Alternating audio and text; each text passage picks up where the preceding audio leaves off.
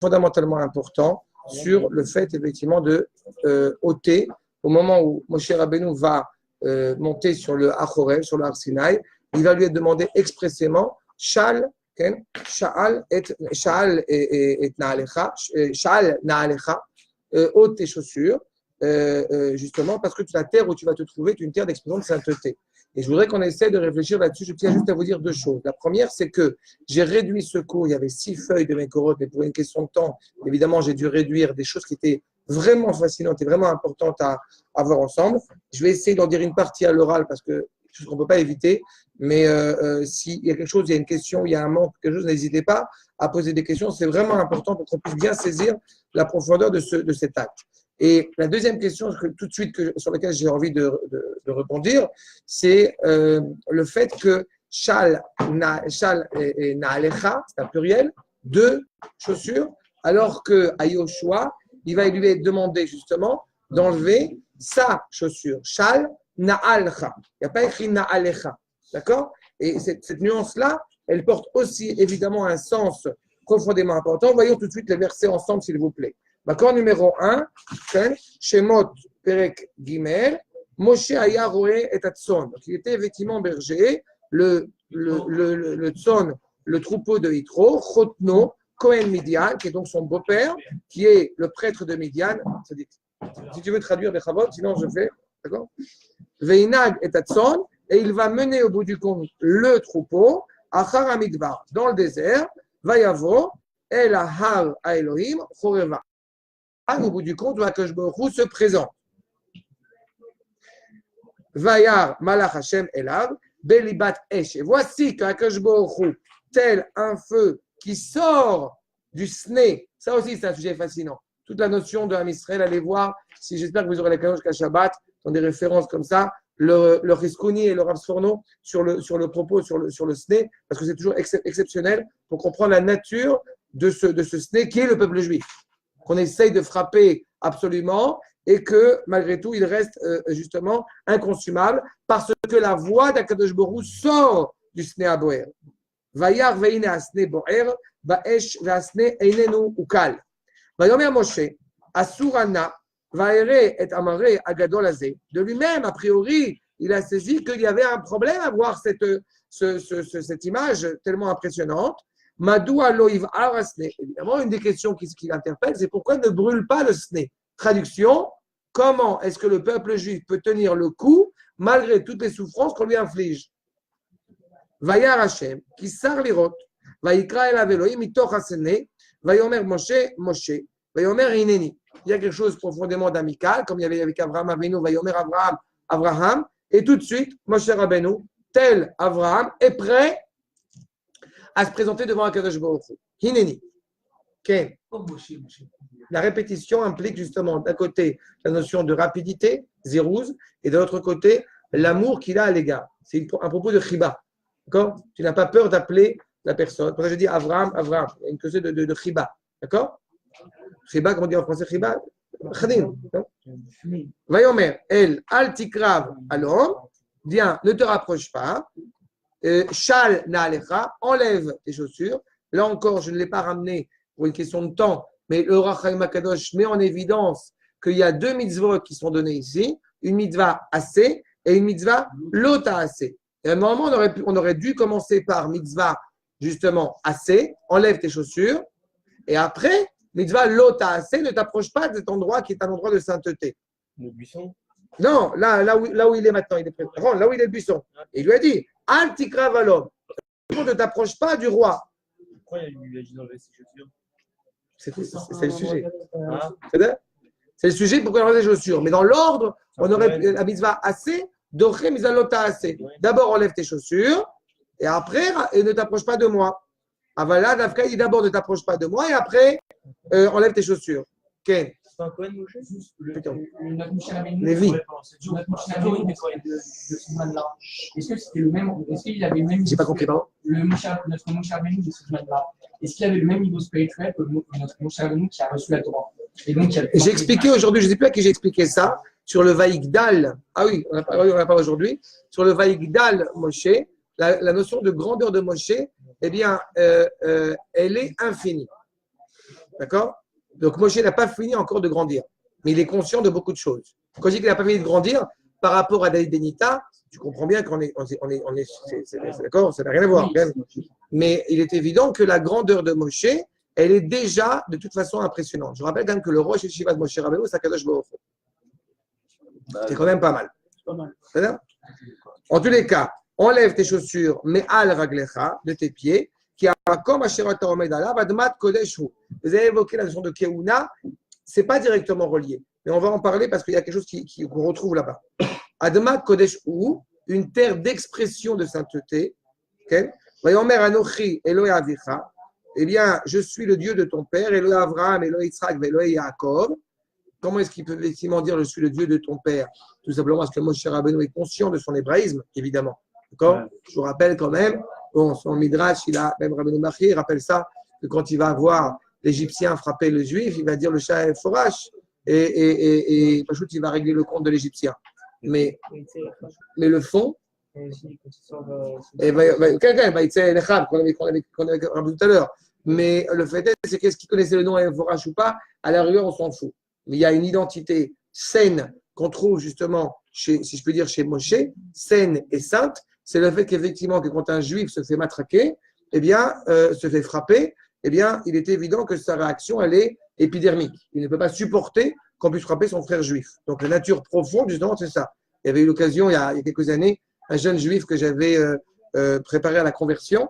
Et quand on parlait du pourquoi de la conversion, qu'est-ce qui l'avait motivé, eh bien, étrangement, une des choses qui l'avait quand même beaucoup interpellé, c'est qu'il y avait dans le métro un vieux monsieur juif qui se faisait agresser par un goy. Il ne sait pas pourquoi, mais il a trouvé ça insupportable, donc il s'est occupé, Baruch Hashem, du goy. Arshal, Veisater Moshe Panav, qui a remis habit el Elohim. C'est-à-dire, au bout du compte, il a évidemment caché son visage pour ne pas voir, justement, pour ne pas regarder Akadosh Baruch Hu. Voilà comment ce qu'on voit chez Moshe dans le livre de Shemot. Et je passe directement, vous aurez l'occasion de voir tous les versets, mais chapitre 5 dans Yehoshua, verset justement 15, Vayomer Sar Tzava Hashem, donc l'ange tutélaire d'Akadosh Baruch Hu, et Yehoshua, Shal Nalcha, Me'al Raglecha. Vous voyez, c'est un singulier, ce n'est pas un pluriel. Donc sur cela, on va essayer effectivement de comprendre, entre autres, mais ça sera un petit peu plus tard, pourquoi effectivement il y a cette notion de singulier et de pluriel. Mais effectivement, avant toute chose, pourquoi enlever ses chaussures? Pourquoi cette notion de retirer ses chaussures? Nous dit le Ralbag, le Rabbi Lévi Ben Gershom, appelé en français Gersonide. On est à Carcassonne, là-bas, dans le sud de la France, des maîtres anciens de la tradition. Halitzat Ana'alaim, Milva de Yota Derer Kavod le Makom Akadosh. Le fait d'enlever ses chaussures, au-delà du fait d'être la preuve de respect à l'égard de cet endroit animé par la sainteté. Yeshgam Kriya le Moshe, Leitbonenut Ma'amika Bemare Agadol Shera'a. Il y a aussi un appel vers Moshe Rabbeinu de savoir observer profondément cette image insolite qu'il a devant les yeux.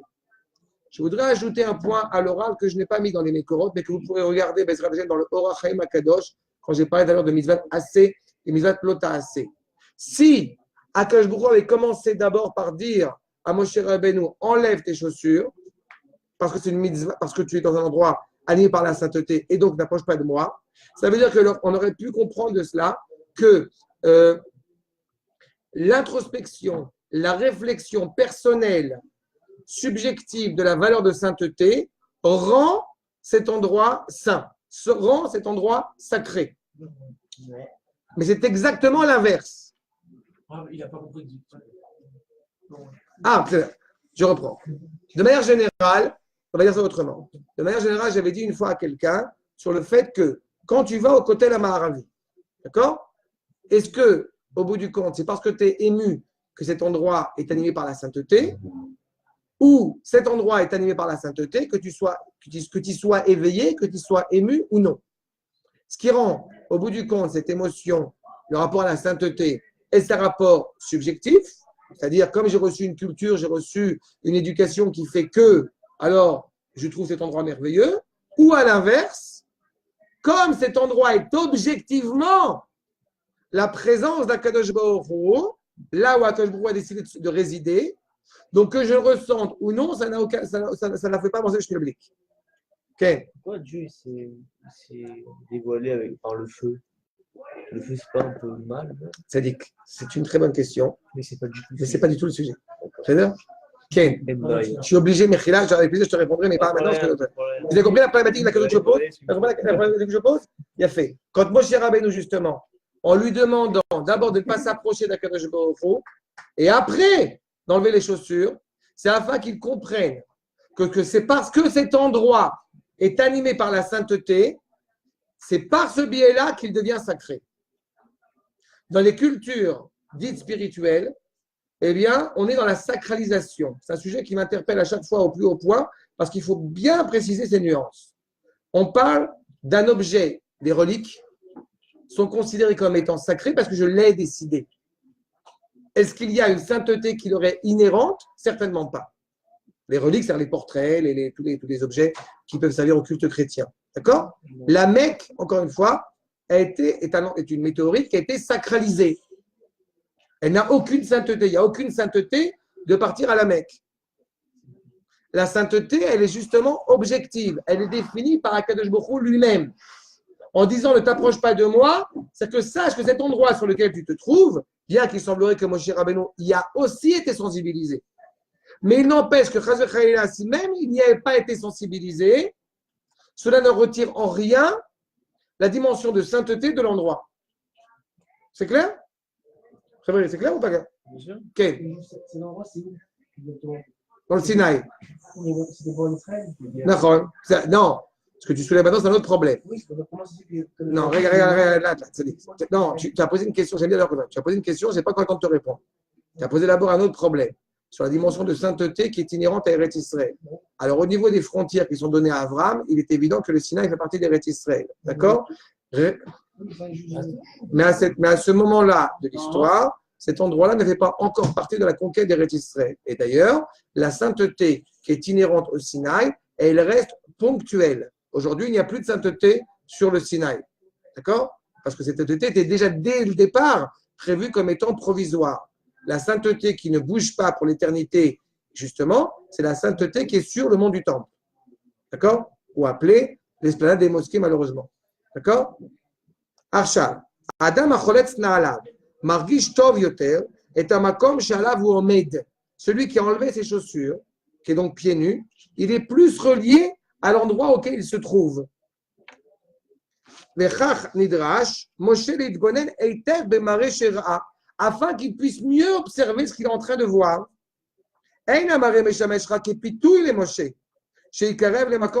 L'objectif, encore une fois, c'est qu'il y a cette intimité qui est en train de se mettre en place entre Moshe et Akadosh Baruch Hu. Mais, il y a aussi, que j'ai un petit peu développé en soulevant l'idée effectivement du buisson ardent, tel que le rappelle le Rizkoni et le Rav Sourno que j'évoquais tout à l'heure, sur le fait qu'il y a aussi un sens profond à ce sné. Pourquoi est-ce qu'Akadosh Baruch Hu a décidé de se révéler de cette manière-là? Ok? Otonidrash Moshe Lefanea. Il est censé comprendre cela. Omnam. Moshe Yanavor Bamare. Mais il était, encore une fois, un peu surpris, un peu voilà. Akadosh Baruch Hu bierlo et tamashmaut amare. Eh bien, Akadosh Baruch Hu va lui expliquer le sens de tout cela. Comprenez bien que Moshe Rabbeinu, depuis sa plus tendre enfance jusqu'à ses 80 ans, n'a une seule pensée en tête. La destinée d'Am Israël. D'accord? Il sort, il participe. Je rappelle, Vayar bi siblotam, il participe à la souffrance de son peuple. Il est pleinement animé par cela. Et voilà qu'Akadosh Baruch Hu va lui donner la réponse. D'accord? Arshad.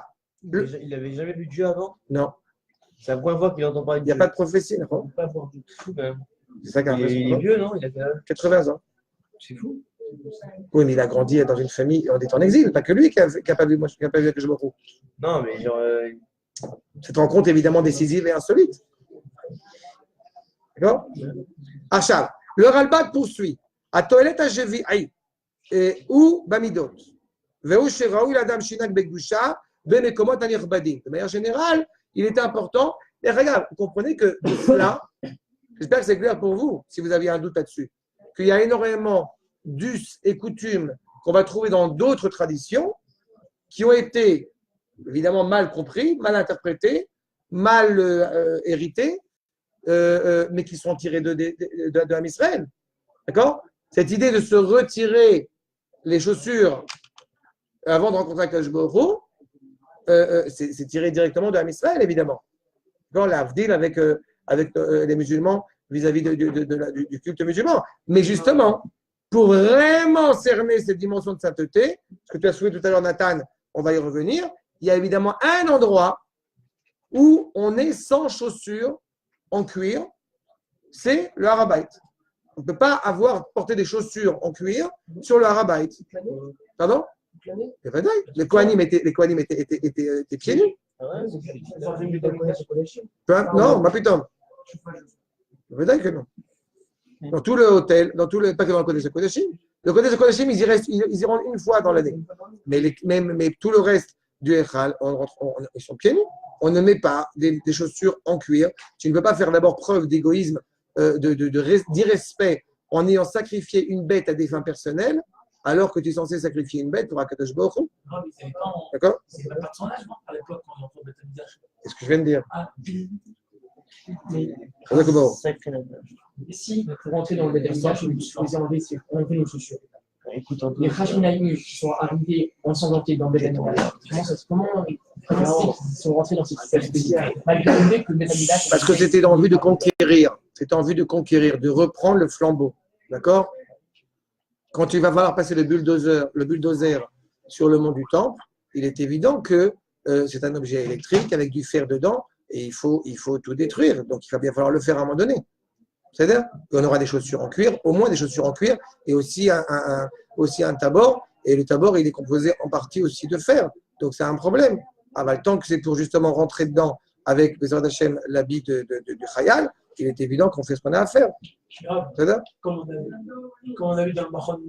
Ça vous embête qu'on avance sur les chaussures? Mais Khila, sinon on n'aura pas le temps. C'est Arshal. Chez Raoul Adam Shinak Begdusha, mais comment il est évident qu'on doit avoir un rapport de respect à l'égard de ces endroits-là. C'est pour ça que Moshe va avoir l'ordre de retirer ses chaussures. Mais Al Raglav Nifle Shamakom, puisque justement Akadosh Baruch Hu Shaya Omed Alav, Aya Kadosh, l'endroit où il se trouve, eh bien, était évidemment, comme je dis, animé par la sainteté. Venachon Ashid avec Boa Shefa Elai. Encore une fois, l'objectif de cet homme, de Moshe, c'est de se relier profondément à cette abondance, cette luminosité qui émane. Et si Okay. S'il ne se rapproche pas de l'endroit, c'est ça qu'il enlève ses chaussures. Oui, mais l'endroit où il se trouve, il y a un travail pédagogique qui est mis en fait. Mais pourquoi les chaussures? On n'a pas compris pourquoi les chaussures. Ok, mais on dit, Dieu lui fait cet endroit, il est saint, ne t'approche pas, donc en deux mots, ne t'approche pas et enlève tes chaussures. Non, ne t'approche pas plus que ça. Ouais, mais il lui dit d'enlever ses chaussures. D'accord. Mais par exemple, quand un Cohen enlève ses chaussures, c'est pour pénétrer complètement dans l'endroit. Non, je viens de dire à l'instant. Non, habitant, ça dit. Non, tu as le Kodesh Kodashim et tu as le Echal. J'ai expliqué. Le Kodesh Kodashim, c'est que Yom Kippourim. D'accord? Mais je ne parle pas de ça, là. Si, parce que tu parles de rentrer dans un endroit et enlève leurs chaussures. Ma pitom. Non? Non, que dans le Echal. Même dans le Echal, il y a la Menorah, c'est pas l'endroit propice où se trouve Akadosh Baruch Hu, c'est Kodesh Kodashim. Mais retenez évidemment le pasuk, Lo Yereni Adam Vachai. Encore une fois, là, pourquoi est-ce que justement Akadosh Baruch Hu ne veut pas que Moshe s'approche plus que? Parce que, comme on dit, Lo Yereni Adam Vachai. Et donc, évidemment, un homme ne peut pas, de son vivant dans ce monde-ci, voir pleinement la Shekhinah, la présence d'Akadosh Baruch Hu. D'accord? C'est un processus. Donc, tu gardes une distance. Mais malgré tout, tu dois comprendre qu'il y a des degrés en sainteté. D'accord? Tout cela, encore une fois, comme poursuit le Ralbag, Kedei Sheyargish Bema Sheidrochbo, afin qu'ils se comprennent sur quoi il est en train de saouler, sur quoi le sol qui est en train de saouler. Sheidrochbo Vekilo Amarlo Sheidbonen Beze, qui regarde bien ce qu'il est en train de vivre. Ameir al Inyan Lo Yuvan, Memenu Betriat Amachashava, chose auquel il n'aura pas forcément réfléchi et pensé dès le départ. D'accord? Et effectivement, nous dit clairement Masechet Zevachim, je vais juste souligner pour aller un peu plus vite, Af ritzpa lo yedava chotset beino leven ritzpa. Ça veut dire quoi? C'est-à-dire que justement, tu vas enlever tes chaussures pour qu'il y ait un lien direct, que tu sois le flux entre la réalité terrestre du bas et la réalité profondément spirituelle. La reconnaissance d'Akadosh Baruch Hu, c'est justement de cerner cette unité. De manière générale, justement, si tu as une certaine scorie matérielle, okay, c'est-à-dire un obstacle, un enfreint à cette spiritualité, alors peut-être tu vas marcher sur des choses qui sont problématiques. Donc enlève-les pour qu'il n'y ait pas de scission, pour que tu sois profondément relié à cette sainteté. Regardez le accord numéro 6, le Riskouni. Qui parmi ou dorez le makom, tinofot. Arrête, on marche sur des choses, on ne se rend pas compte forcément sur quoi on a toujours marché. Ce ne sont pas des choses répréhensibles ou dégoûtantes, mais même de choses simples. Il est évident qu'à partir de ce moment-là, eh bien, cela est justifié qu'au moment, de la même manière quand on monte sur le Harabaï, pour être profondément animé par cette sainteté, pour que justement la relation terrestre à Akash Baruch Hu soit directe entre elles. Maintenant, ça va, j'ai encore le temps, c'est là. Maintenant, le Kedat Yitzhak nous dit, c'est le Réma, eh bien, encore une fois, comme on est à l'heure, le Ralbag, sur les Midot, je rappelle que l'objectif, c'est que tu puisses être éduqué dans ta manière de t'approcher d'Akadosh Baruch Hu. Je me présente comme étant le Dieu de tes pères. Tu dois comprendre, au bout du compte, devant qui tu te trouves. Eh bien, comprends bien que, et c'est ce travail-là qui met en place, il y a un autre sens que va soulever le Hakedat Yitzhak. Qu'est-ce qui se passe quand on parle de Manoul, Raglecha, Regel, ça vient aussi de Ergel. On est habitué. Quand la personne elle vit la routine au quotidien, elle n'est pas consciente qu'elle se trouve devant Akadosh Baruch Hu. Elle peut vite tomber dans la routine. Enlève ce qui t'engage, ce qui t'enferme dans une habitude. Regardez ce que dit le Chacham. Ça, je lis maintenant, le Kedat Yitzhak. Le Riskouni, il a dit, tu mets les pieds sur des détritus parfois. Donc c'est mieux d'enlever les chaussures pour que justement ça ne puisse pas être un enfrein pour rencontrer Kadosh Baruch Hu. Mais le Kedat Yitzhak va rappeler Amina Gativi, ou la Sot Amanoul, Kefimidat Aregel. L'eau Aregel, et Fi Aminal. C'est qu'au bout du compte, évidemment, on met une chaussure en fonction de la taille du pied. Jamais on mettrait le pied en fonction de la chaussure. Veu Kinu Nirbad, l'école Ainyanim Ativim, chez Minagam, chez Mshichu Amesorim, Achar Ateva. Encore une fois, on vit selon des règles qui sont déterminées par la nature. D'accord? Si j'ai une paire de chaussures, si je fais du 42, je ne vais pas prendre une paire de chaussures qui fait du 45 a priori. C'est-à-dire qu'au bout du compte, je vais en fonction d'une réglementation naturelle qui est la mienne. Mais quand on rencontre Akadosh Baruch Hu, on est au-delà de la nature. Et soudain, ce qui était plutôt une protection et ce qui me permettait de rester encadré dans ce règle de la nature, eh bien, au bout du compte, devient un obstacle. Parce qu'il m'empêche de m'élever au-delà de cela. Va nous dire, regardez la suite, ligne 46. Shalna alecha, kelomar, c'est mi itstagnoniutra. Sors de ton regard naturel.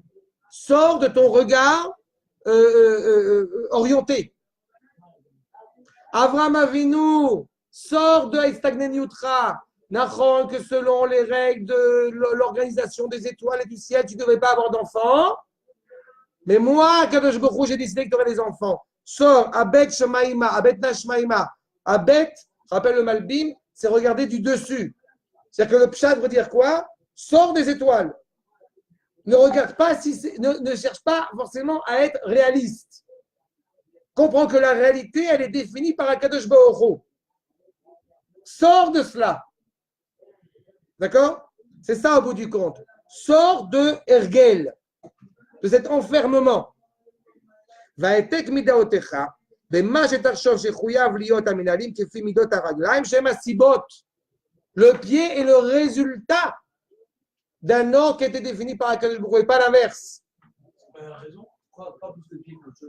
Alors, le pied, on va en parler. Tu es d'accord que la tête par rapport au pied, ce n'est pas un hasard si la tête est en haut et que le pied est en bas.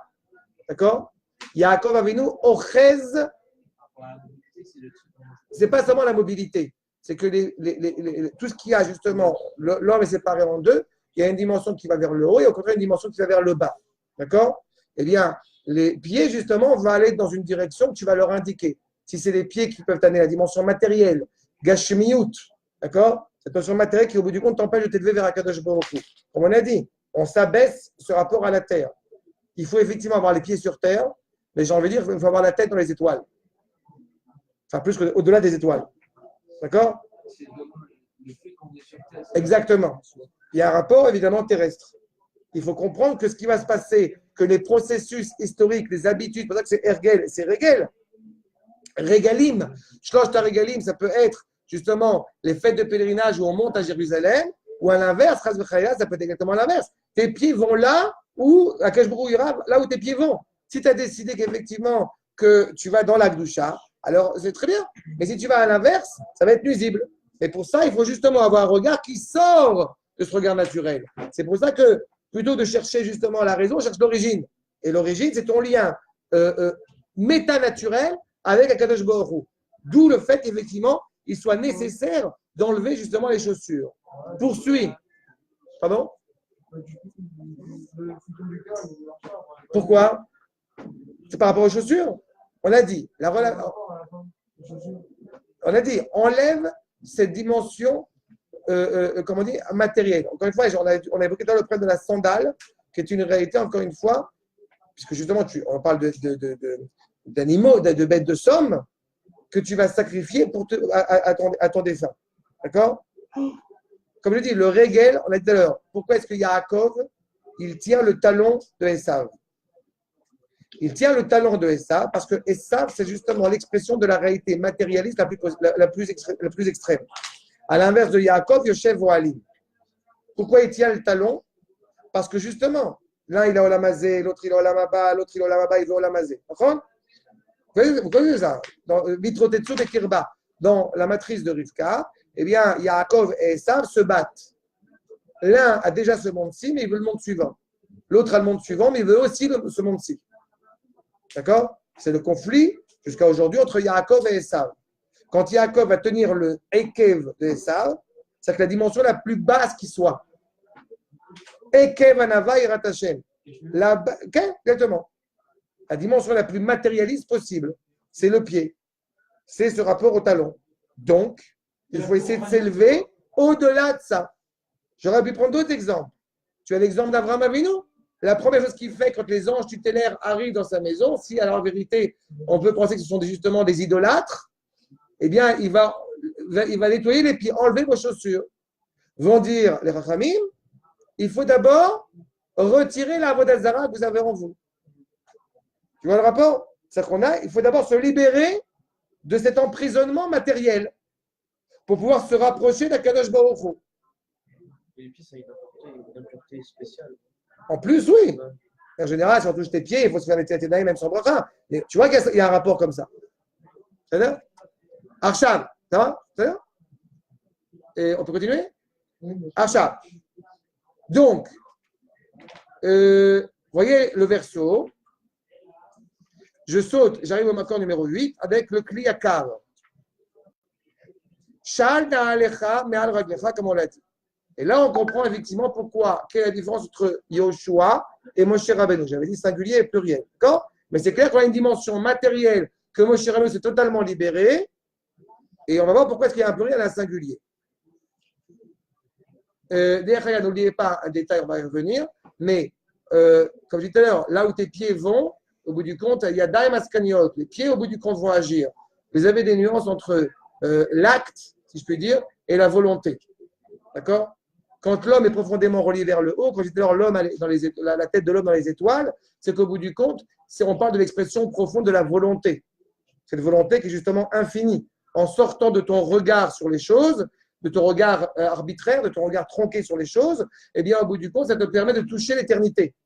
D'accord? Et c'est-à-dire qu'on est relié à l'absolu. On n'est pas enfermé sur terre, si je puis dire.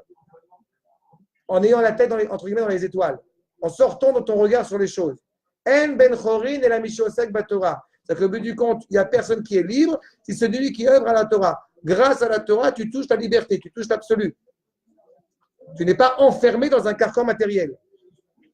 Alors justement, nous dit le Kliyakar, le Rav Ephraim Lunchitz, je rappelle, Pene Moshe, Kechama, Yoshua Kilvana. Vous connaissez tout ce midrash évidemment. Moshe Rabbeinu, il ressemble au soleil, totalement éclairé, face à Yoshua, qui est la lune. C'est-à-dire que la luminosité de la lune, elle provient du reflet du soleil.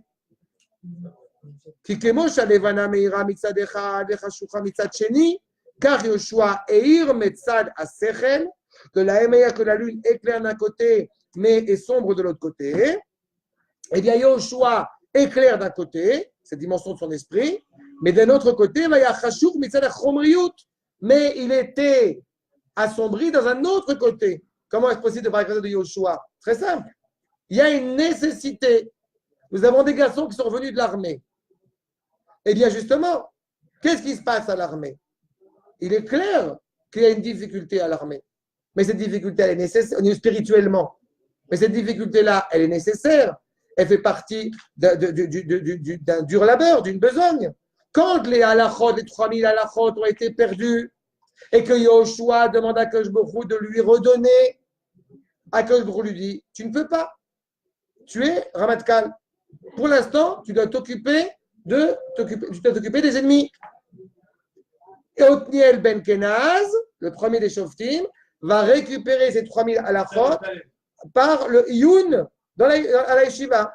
Ça veut dire qu'au bout du compte, il est évident qu'à un moment donné, il faut être relié à cette dimension matérielle. Mais la nature de Moshe Rabbeinu, justement, elle est profondément élevée. Il éclaire tout le temps. Chez Nishar Bo Aval, Pene Moshe Kechama, Meira Bechol Tzad, Kach Moshe Nizdaker, Gam Bechelek Achomriut. Moshe Rabbeinu enlève ses deux chaussures, ça veut dire les deux dimensions qui sont à lui. À la fois la dimension spirituelle révélée qui s'élève encore plus, et même la dimension matérielle qui disparaît totalement. Et vous avez des exemples. 40 jours et 40 nuits où il ne mange pas. Non, il élève cette dimension spirituelle qui le garde malgré tout humain. Ce qu'a fait Moshe Rabbeinu est inconcevable, est irrationnel. Un homme normal n'a pas à se séparer de sa femme. Un homme normal ne peut pas se permettre de ne pas manger pendant 40 jours et 40 nuits, ni manger, ni boire. C'est-à-dire, mais Moshe Rabbeinu l'a fait. Même dans le fait qu'il y ait une dimension spirituelle, c'est une preuve de matérialité. À notre niveau, évidemment. À notre niveau, oui. Parce que tu ne peux pas t'empêcher. Tu vois bien que tous les Névim qui ont poursuivi ne peuvent pas s'empêcher de manger. Un Navi qui ne mange pas, il ne peut pas être Navi. Mais c'est la réalité qu'elle est. Non, même quand ils sont très élevés spirituellement, il y a quand même un manque en tant que créature. D'accord? Et Moshe Rabbeinu, c'est Adon Kol HaNeviim. Moshe Rabbeinu, c'est Ish Elohim.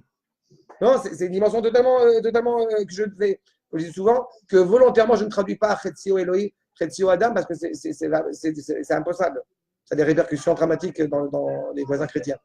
Ken? Je n'ai pas compris quand vous parlez de matérialité. C'est pas plutôt que, puisque sa matérialité est tellement haute, alors il est spirituel. C'est pas plus que ça, on peut dire que la matérialité. Si tu veux, mais oui, mais ce n'est plus de la matérialité donc. Oui, mais c'est toujours la même matérialité. Non, il n'est plus. Comme j'ai dit, il y a un niveau. Okay. Oui, mais une matérialité spirituelle. C'est un terme qu'on ne peut pas définir, qu'on ne peut pas décrire. D'accord? Achab, Achomirut Shebo, Kolkar Hachezacha, Lekiron, Or Pene Achomer.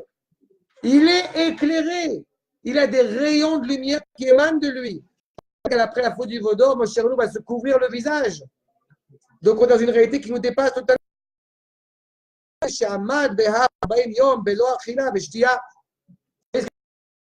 Profondément coupé du monde.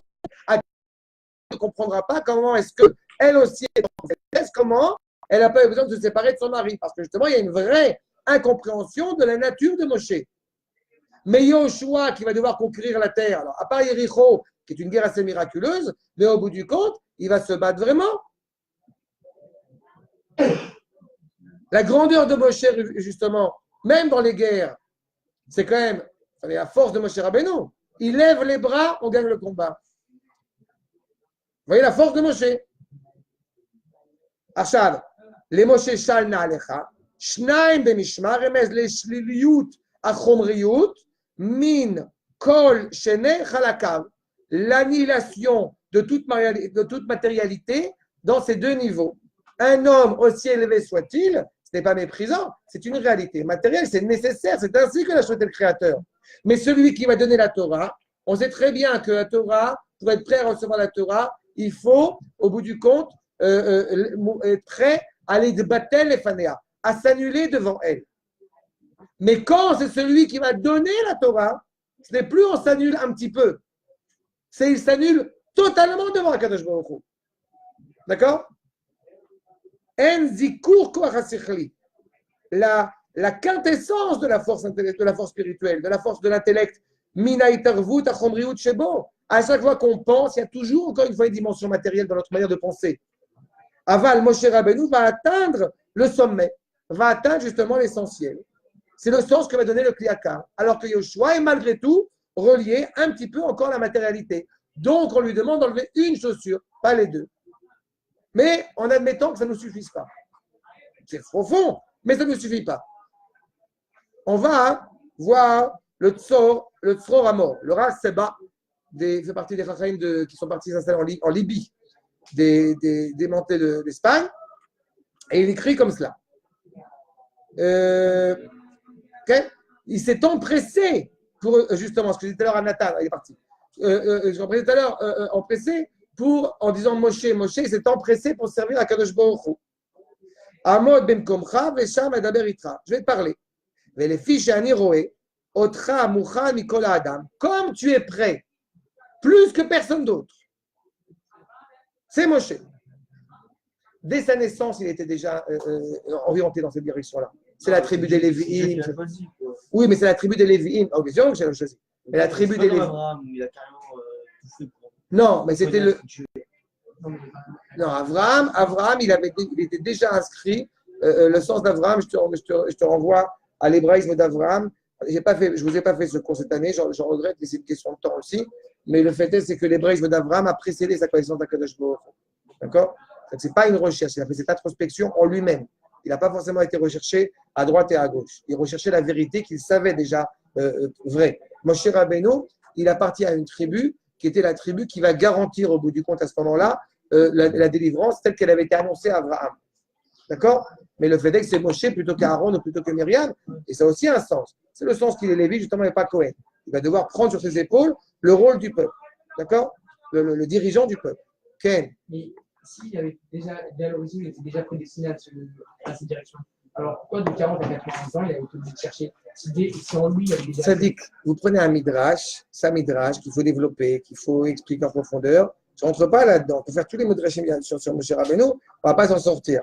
Le fait est, c'est que Moshe Rabbeinu, par son nom même, il est déjà inscrit comme étant celui qui va délivrer Israël. D'accord? Maintenant, je laisse les comptes d'Akadosh Baruch Hu et je m'occupe des comptes de ce que nous avons à faire. Mais quand nous, on va justement être animés par la sainteté, pouvoir s'approcher de la sainteté, on doit d'abord, effectivement, s'élever par rapport à ça. D'accord? Et justement, on doit, comme je dis, se séparer de la matérialité. Moshe Rabbeinu, il est naturellement animé par cela. Même les choses qui sont permises, eh bien, il va s'élever au-dessus de cela. Il va prendre sur lui. Encore une fois, je n'ai eu l'occasion de l'évoquer. La sérénité de Moshe Rabbeinu aurait pu tout à fait lui permettre de rester dans le palais, dans la richesse et dans l'opulence. Il a décidé volontairement de ne pas être là-bas. Quelque chose qui l'anime. D'accord? C'est ça, au bout du compte, ce qui est évoqué ici.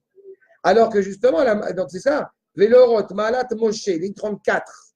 Velorot Maalat Moshe, Al Yoshua, Val Kol Anevim. De bien mettre en évidence. C'est ça aussi l'enseignement qu'on va tirer quelque part. C'est de bien mettre en évidence la grandeur de Moshe Rabbeinu, qui est incomparable avec aucun des prophètes. Il n'y a pas de mots pour le décrire.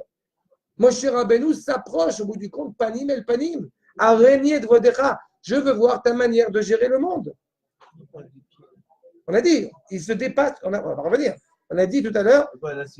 Ce qu'il a appris, c'est sur quoi alors? On revient là-dessus. Là, ce qu'il est en train d'assister, c'est sur la dimension de se couper totalement de la matérialité. Mais j'ai juste insisté, se couper totalement de la matérialité.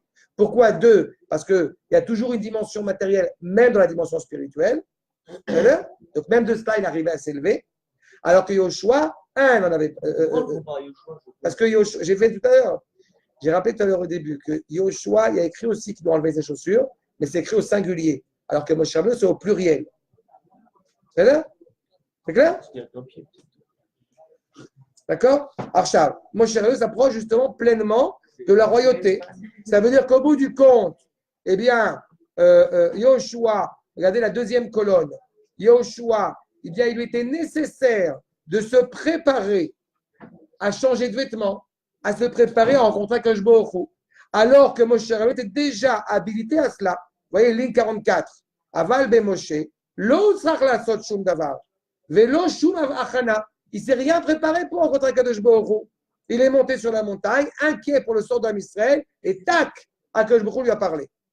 Balomiyad bedibur ze. Directement, Akadosh Baruch Hu s'adresse à lui. Venimtsa muchan veshalem mitzad atzmo. Donc il est prêt à cela. Il est prêt à cette rencontre. D'ailleurs, il est tellement prêt à cette rencontre. Au bout du compte, il sera tellement prêt, je vous rappelle, à aller sortir le peuple juif d'Égypte, qu'il va, pour des raisons que je ne vais pas soulever maintenant, en tout cas, qu'il ne va pas faire la circoncision de son fils. Et c'est Tzipora qui va lui faire. D'accord? De bien mettre en évidence la grandeur, encore une fois, de Moshe Rabbeinu. Oublie, Achana bli makom. Les fiches et les faïm, afalpi shelo yadam mouchan, yesiato amakom. Parfois, il arrive qu'un homme ne s'est pas préparé tellement, mais Akadosh Baruch Hu, dans sa grande bonté, te permet de l'y approcher. Eh bien, au bout du compte, on voit que de n'importe quel côté qu'on regarde, eh bien, on met en avant la grandeur de Moshe Rabbeinu. Il n'a pas eu besoin de se préparer, il a été animé par cela, il a été dans cette bonté. Pourquoi? Parce que Moshe Rabbeinu a quelque chose de très important, ce que j'avais déjà un petit peu évoqué, la dimension de la volonté. On est au-delà de l'acte. Moshe Rabbeinu est relié à la volonté absolue. Regardez, s'il vous plaît, dans des manuscrits du Rav Kook que je vous ai ici rapportés. Macron numéro 9. Okay. L'acte n'est pas plus élevé que la volonté. L'acte n'est pas plus élevé que la volonté. Bien. La volonté est plus élevée que l'acte. Moshe Rabbeinu a une volonté qui dépasse l'entendement. Ce qui est important dans la vie sur Terre, c'est les actes, c'est d'agir, c'est pas de vouloir. Ce que toi t'appelles volonté, c'est pas ce que moi j'appelle volonté. C'est-à-dire, ce que toi tu appelles volonté, au bout du compte, c'est le désir. Moi, ce que j'appelle volonté, c'est quand justement, d'ailleurs, vous remarquerez, j'ai souvent évoqué, on dit Yeratson milefanecha. On n'a pas dit Yeretsoncha. L'expression de la volonté, c'est d'être en symbiose, en Bluetooth total avec Akadosh Baruch Hu. Ça, c'est la volonté. À chaque fois que tu dis je veux, d'accord? Eh bien, si cette volonté-là, cette expression de cette volonté n'est pas la volonté d'Akadosh Baruch Hu, ce n'est pas vraiment ta volonté. Tout ce que je veux dire, que je souhaite, si c'est réfléchi, si c'est mûrement réfléchi, qu'il y a une réflexion qui est reliée au Kodesh, c'est vraiment une volonté. Sinon, c'est vraiment l'expression de la volonté d'Akadosh Baruch Hu. Sinon, c'est un désir. Et le désir est tout à fait légitime. Il y a des désirs cachers, il y a des désirs qui ne sont pas cachers, il y a des désirs qu'on pourrait éviter. Mais en tous les cas, il est clair que ce n'est pas la volonté au sens où on le comprend. D'accord? Regardez ce que dit le Rav. Beinyan Adam, Ine, Bechinat Ratson, Ole, le Malar Madrigat Chochma. La Chochma, on est à la dimension de la sagesse. Tu as appris quelque chose, tu as une force qui va te faire animer, qui va te faire avancer. La volonté, tu es relié à l'essentiel. A Chochma, Efshar Beinyan Mimena, Ksat Musag Danivraim. La Chochma, tu vas arriver. J'ai évoqué tout à l'heure, Eli. Tu vois, je parle de la spiritualité qui, malgré tout, est un petit peu matérielle. C'est ça.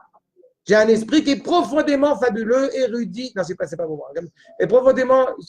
Et ça reste, encore une fois, ce que Akadosh Baruch Hu me permet de révéler, mais ça reste à ce niveau-là.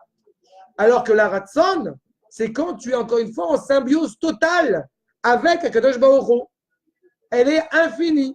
Aval la Ratson, kol kach nisgav umeromam, ad she'eino musa klal. La volonté, tu ne peux pas l'atteindre.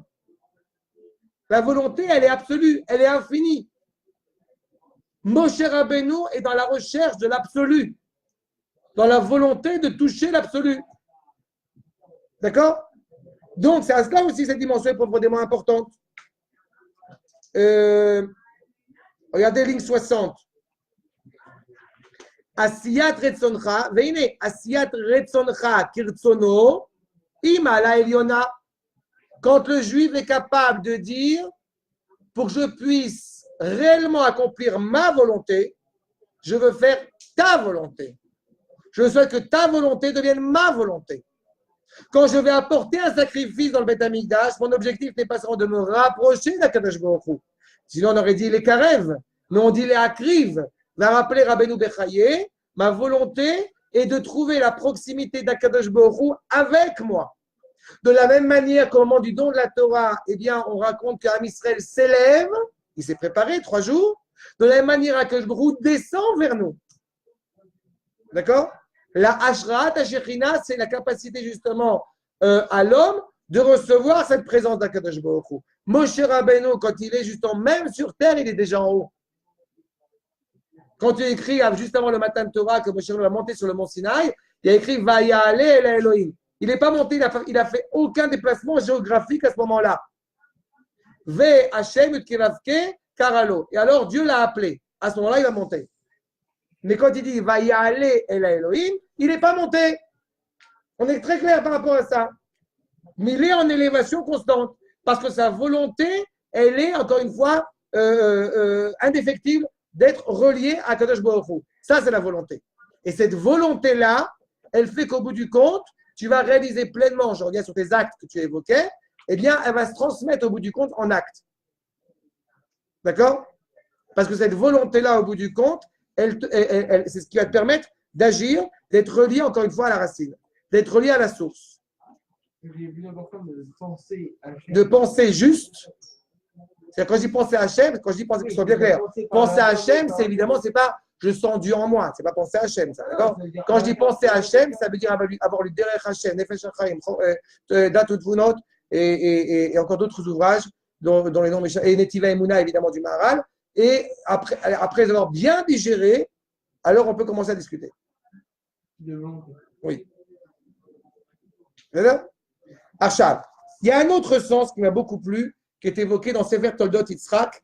Je vais terminer avec ça, sur justement ces 2 chaussures et pourquoi Yoshua n'avait pas besoin d'enlever ces 2 chaussures.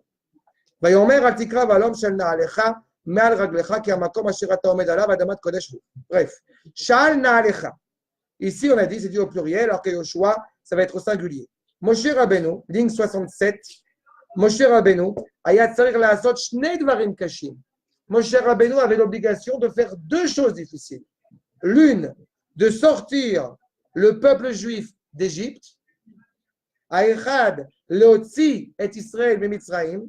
Hacheni, Ayatzer Lachnissam l'Eret Israël. La seconde, de faire rentrer le peuple juif en Eret Israël. Je vous rappelle évidemment 5 verbes de la Géoula. On était sorti d'Égypte au bout du compte pour rentrer en Eret Israël. C'était l'objectif. Okay? Et celui qui avait eu, s'il n'y avait pas eu la faute des explorateurs, celui qui avait la responsabilité de faire ce travail, eh bien, c'était Moshe Rabbeinu, nous faire sortir et nous amener en Eretz Israël. Les premières guerres de conquête d'Eretz Israël ont commencé avec Moshe Rabbeinu. C'était le 15 Tishri. D'accord? Les Amar Naalecha, Lachon Rabim, mais Lachon Gan Naoul. Il faut d'abord que tu les sortes de cet emprisonnement de l'Égypte, qui est appelé Gan Naoul, un jardin fermé. Chez Mitzrayim, Zgoura et Israël. L'Égypte étant un territoire fermé, il faut que tu te ôtes cet enfermement. Enlève cette chaussure qui exprime l'esclavage en Égypte. Première chose, il faut les sortir de là-bas. Oui. Chez Lo Yochlu Latset et Ubaal Tsafon Moné Aotam, Milatset Miret Mitzrayim, comme les Égyptiens qui empêchent les Juifs de sortir d'Égypte.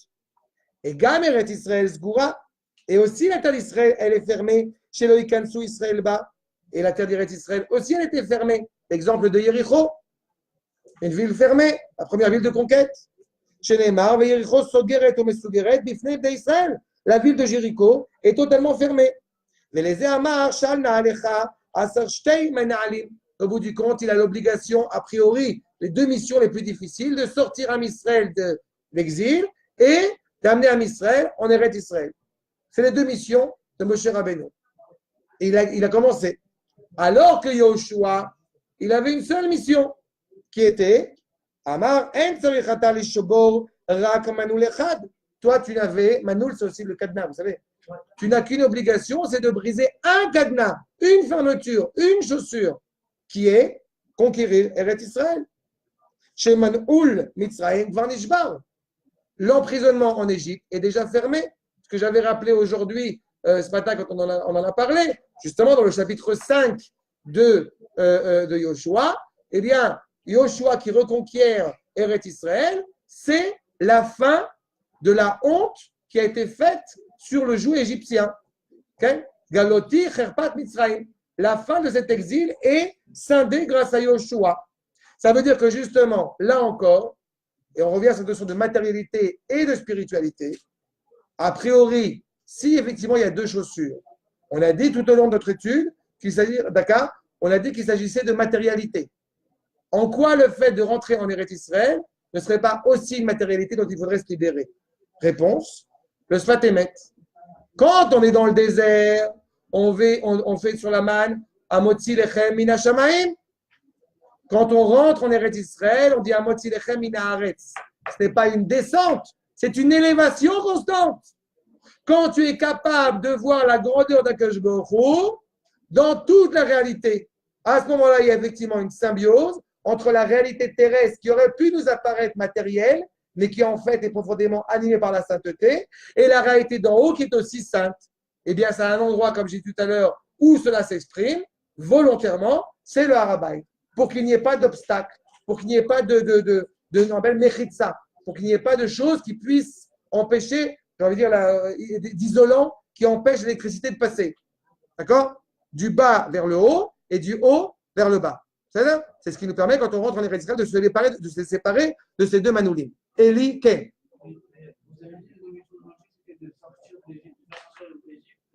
Et de faire entrer le peuple en Eretz Israël.